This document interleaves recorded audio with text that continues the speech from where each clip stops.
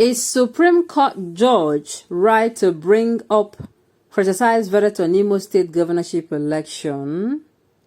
Welcome to the news, and please subscribe to our channel. According to a report on the Street Journal, a Supreme Court justice had raised an alarm over the verdict by an apex court in 2019 on the Imo State governorship election.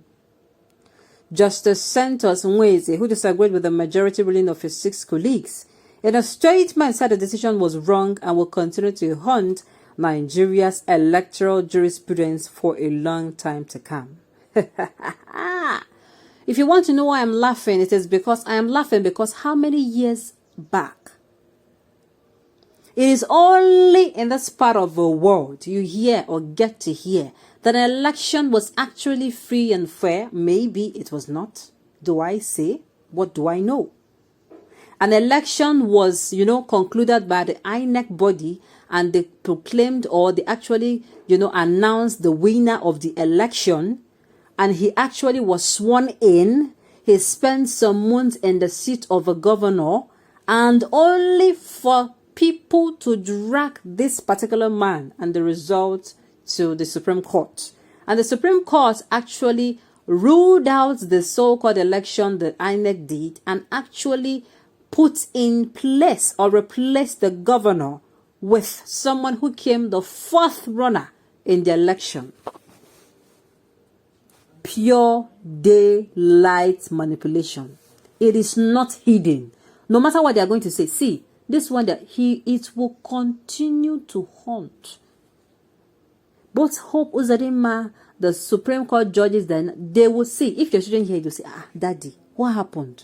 How will you do that? If your children hears it, it will haunt you for the rest of your generations. In fact, even your generations unborn will see how it is clear manipulation you were part of. Now this man is coming out to cry that this thing they did. Why? Maybe it's because they have seen that the person they put in the seat cannot be able to deliver when it comes to security in the state. In the life of Imolites in the past year, last year was very tough. They had loss of lives. They had loss of property amidst the gnashing and very hardship economy. Amid the economy that is not even favorable to thousands. People lost their livelihood, their businesses, their offices, their means of living. People lost it. Maybe it is because of that they are not coming out to carry their hand on their head and say, hey, we did not do it well, oh. Maybe we should have seen. You are crying late. The head is already off. Do you know how many Imo youths are actually in prison? But those that they don't even know what they call crime. Those that their name has never ever been in the crime book. Just because they are members of the indigenous people of Biafra. They are picking them up. Or because I don't even know. Because most of them are innocent. These people will be in detention. Their family members, the money they will use for food. The money they will use to pay for their children's school fees. They will use it and gather it up to go and pay.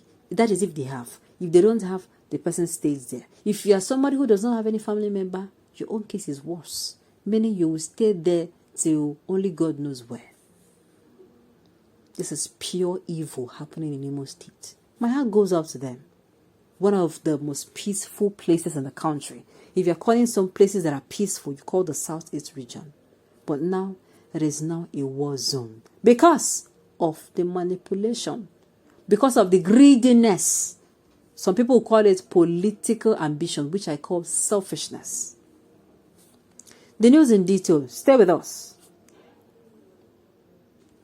Mr. Nweze gave the sentencing judgments in the application filed by Emeka Ihedioha of the People's Democratic Party, PDP. Emeka Ihedioha had asked the Apex Court to set aside its judgment on the Imo State governorship election that declared Hope Uzodinma of the All Progressive Congress, APC party, as the governor of Imo State. Emeka Ihedioha was initially declared the governor of the state by the Independent National Electoral Commission, INEC.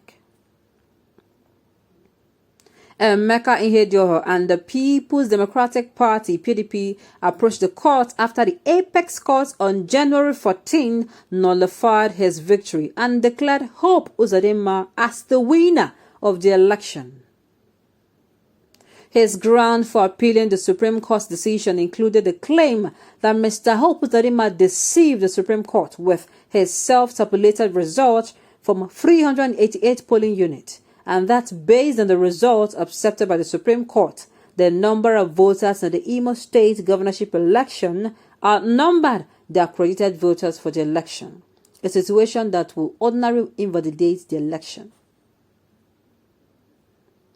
The Apex Court had dismissed Mr. Ihedioha's application, asking it to reverse its earlier decision. The court, led by the Chief Justice of Nigeria (CJN) Tanko Mohammed, held that it lacked powers to sit on its appeal in judgment delivered on merit and by dictates of law and justice. In dismissing the application, the justices with the majority judgment include the CJN Tanko Mohammed, Olukayode Ariwola, Sylvester Nguta, Kudirat Kekereekun, Amina OJ, and Owani Abaraji. But in dismissing the application, Justice Nweze held that a judgment or order can be set aside on merit. He said the Apex Court has the power to overrule itself and has done so in the past. Justice Nweze was not originally part of the 7 panel members that nullified Mr. Ihedioha's victory in the Imo State election on January 14th. He was included in the panel in place of Amiru Sanusi, who retired from the Apex Court in January. In giving his dissenting judgment, Mr. Nweze nullified the declaration of Hope Uzodinma as governor of Imo State on the account of wrong declaration. He disclosed that Hope Uzodinma mischievously misled the court into an unjust conclusion, with unverified votes credited himself in the disputed 388 polling units. The justice disclosed this after stating that he had an intimate reading of the case. He recalled how Governor Hope Uzodinma admitted during the electoral tribunal that he hijacked the result sheet from the electoral umpire officials and completed the result sheets by himself.